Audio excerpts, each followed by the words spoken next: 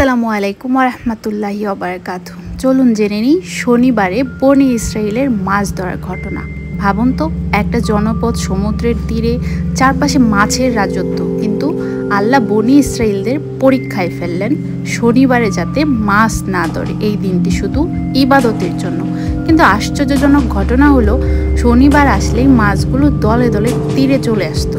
এত বেশি মাছ আসতো যে পানির উপরে ভাসতে দেখা যেত। কিন্তু সপ্তাহের অন্য দিন এভাবে ভাসতে দেখা যেত না। বনি ইসরায়েলের লোকেরা আল্লাহর সাথে চালাকি করার চিন্তা করলো। শুক্রবার বা শনিবারে পানিতে ফাঁদ পেতে রাখতো, মাছ আটকা পড়ে যেত। তারপর তারা সেটা রবিবারে ধরতো আর বলতো যে আমরা তো শনিবারে মাছ ধরিনি, আমরা রবিবারে ধরেছি। তাদের এই চালাকির জন্য আল্লাহ তাআলা তাদের নিয়ে বললেন, যখন তারা নিষিদ্ধ কাজ করতে লাগলো তখন আমি তাদের বললাম, তোমরা অপদার্থ বানর হয়ে যাও।